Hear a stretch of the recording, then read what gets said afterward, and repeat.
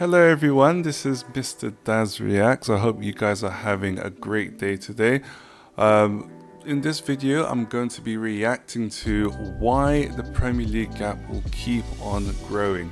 I got this from Tifo Football, one of my personal favorite channels, and I believe that you guys should definitely check them out if you're a football fan.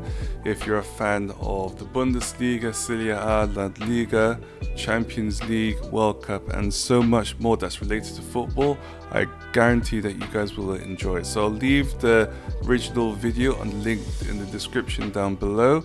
Without further ado, let us react. The Premier League is the richest football league in the world.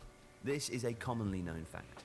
6 of the top 10 clubs in Deloitte's Football Money League are from England, as are 11 of the top 20.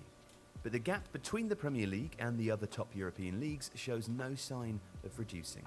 Quite the opposite, in fact. Yeah. In this video, we'll show you why that gap is only expected to grow.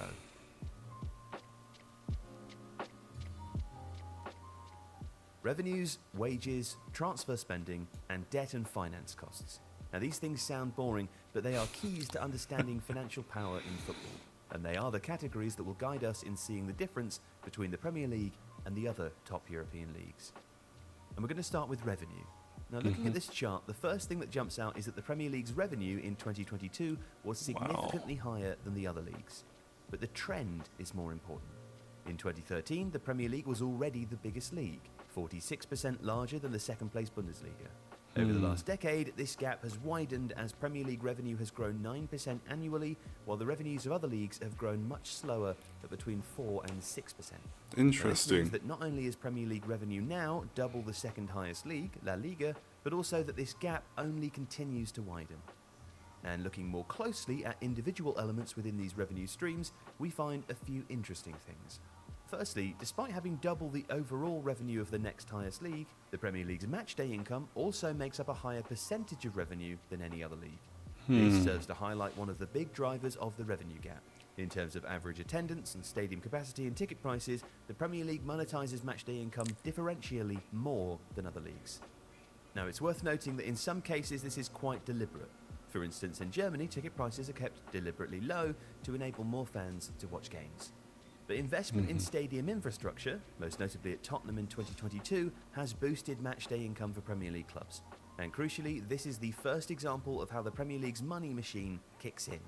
The revenue lead translates to higher earnings, increasing the potential for investment into assets such as the stadium, which in turn increases revenues. And looking at broadcasting income, it's a familiar story. Now, this table isn't entirely accurate, as it doesn't include broadcast revenue from European competitions. Wow, the but it margin's does quite reflect big. the sentiment. What it also fails to show, however, is that the Premier League has seen upward revisions in every recent negotiation, bar during COVID when deals were renewed without renegotiation, while the Bundesliga, Serie A, and Liga have all seen a downward revision in new TV deals. Again, another example of where the gap is widening. And looking at commercial revenue, once again, the Premier League is comfortably ahead.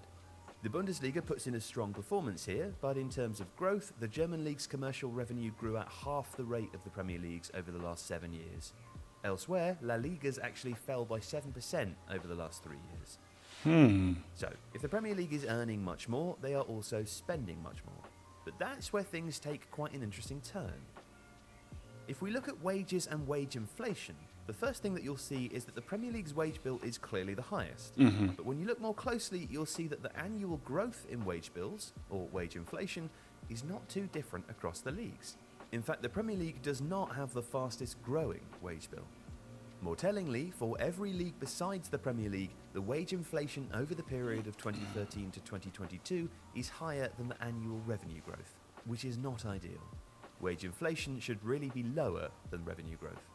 For La Liga and Liga, it is 3 percentage points higher, meaning that wages are growing 3 percentage points faster than revenues each year.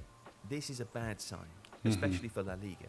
The Liga data is, after all, heavily skewed by PSG's enormous wage bill. For the Premier League, wage inflation is 0.7 percentage points lower than revenue growth.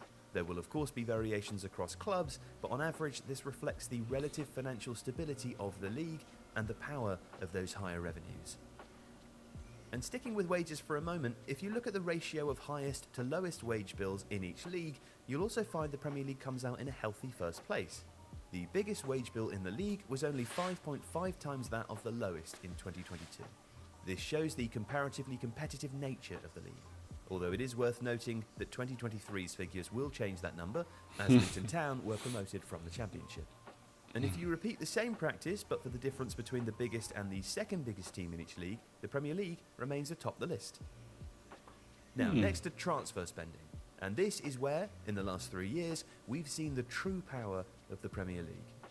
Every other top league has seen a decline in gross transfer spend in 2023 when compared to 2020. But the Premier League has seen an increase of 76%, heavily driven by Chelsea. The Premier League's 2023 transfer spend was more than all of the other top 5 leagues put together. Imagine that. Now, debt was our final key category. And whilst the total net debt of all Premier League clubs reduced by 34% at the end of the 21-22 season, those clubs still have among the highest levels of gross financial debt in Europe. That 34% reduction was largely driven by the acquisitions of Newcastle and Chelsea and their respective clearing of debt. 6 of the top 10 clubs in terms of gross financial debt in 2022 were Premier League clubs. And consequently, in terms of interest payments, Premier League clubs also account for 5 of the top 10 in Europe. With higher revenues, though, interest payments aren't always the problem that they could be. So, the Premier League truly is Europe's most financially powerful league, and by a wide margin. Now we can understand how why. that money machine keeps ticking over. Higher revenues are the fuel. They enable larger wage bills, attracting better players. These are financed through higher debt and greater transfer spending, which in turn would be expected to lead to higher revenues, providing yet more fuel for the money machine. Suffice to say, the gap is only increasing with time. Yeah, very, very interesting video indeed. Now I can understand why all Premier League clubs such as Manchester United, the team that I support, Manchester City, Chelsea, Arsenal, Liverpool and Tottenham, you know, they're able to afford these players because of the fact that they're getting so much money from the Premier League so that they can use that just to buy more players so that they can compete for the title. But yeah, I mean, you know, we can honestly say that the Premier League is the most exciting league in the world. Obviously, Spanish La Liga has the most technical and gifted players there, so you know, they're very skillful in what they do, especially with Barcelona and Real Madrid. As others, you know, it's also good as well. You know, Bayern Munich and PSG.